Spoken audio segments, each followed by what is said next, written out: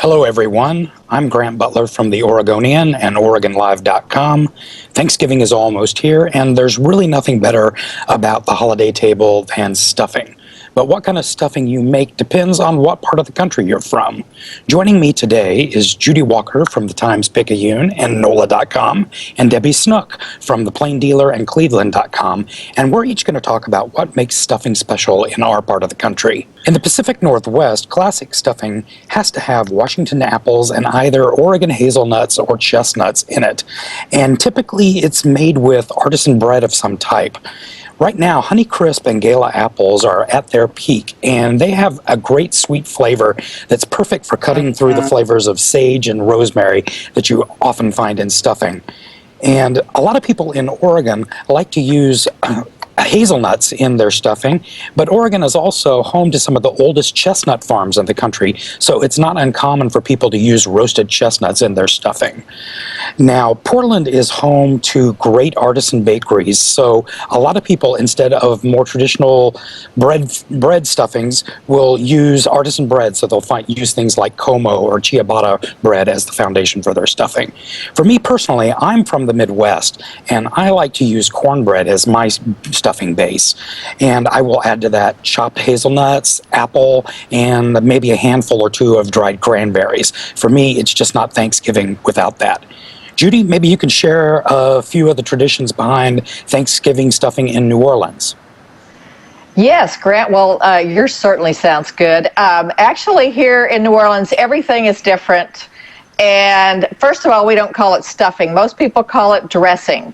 And actually, the kind of dressing that's most popular in New Orleans is the oyster dressing. When you talk to most people, this is what their grandmothers made.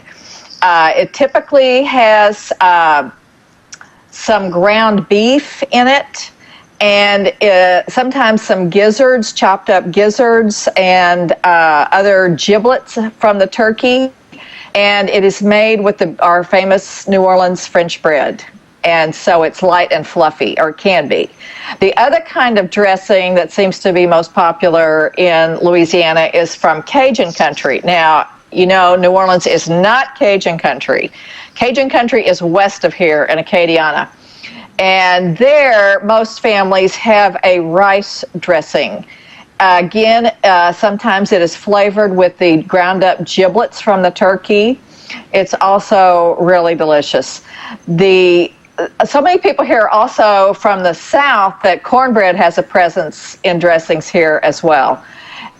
Sometimes you'll find it combined with the wonderful sausages that are from here, the Cajun sausages as well as the New Orleans ones, tasso, andouille, all those kind of things are delicious.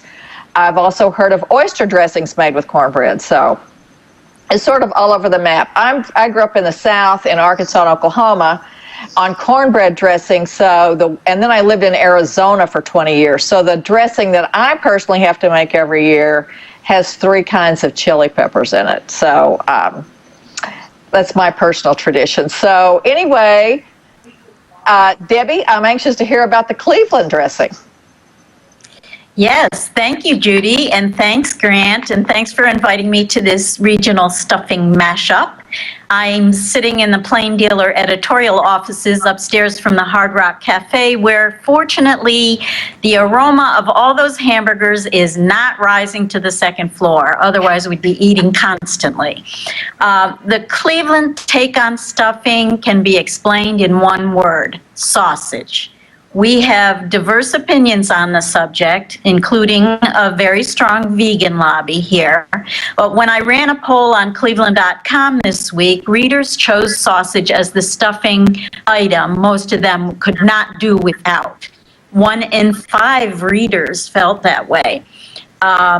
There's a great ethnic history behind the choice. We have a strong Eastern European population here, folks who showed up to work in our steel mills, and at one time we had the largest settlement of Slovenians outside Slovenia. Our sausage makers are still very much in business with secret recipes from the old country. They have small shops in the city, and we have a 102-year-old West Side Market, which remains our temple to ethnic foods. I love sausage because it can include, if you work at it a little, all cuts of meat, making it more sustainable, and because the seasonings are often enough to flavor a whole dish, especially something like stuffing. Some of our most famous chefs, including Michael Simon of the Chew and Jonathan Sawyer, another area chef honored by the James Beard Foundation, are big fans of sausage and stuffing. The Midwest, which we are on the edge of, is big Thanksgiving country, according to a poll taken by Swanson. We make more side dishes on that holiday than anywhere in the country.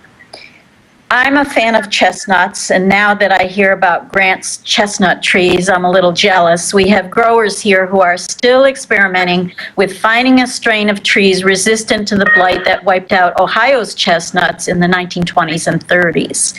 But my real thing about stuffing is that it has to be crispy on top. Thanksgiving is often about soft foods, pumpkin pies and gravy and mashed potatoes, so that to have that contrasting crunch on stuffing is a thrill, or even just crisp turkey skin, which my sister and I still fight about, who gets the most. It makes all the work worth it. I'm also a dark meat person. How about you guys? Oh, I love the dark meat. And I'm definitely with you on stuffing having a crispy top. That's absolutely the only way you can have it. Mm-hmm. Mm-hmm. So whether you have your stuffing made with apples or oysters or sausage, we hope that you will enjoy your Thanksgiving stuffing and have the happiest of Thanksgivings. Thank you, Judy and Debbie, for joining us today, and happy Thanksgiving, everyone. Thank you, Grant. Thank you, Debbie.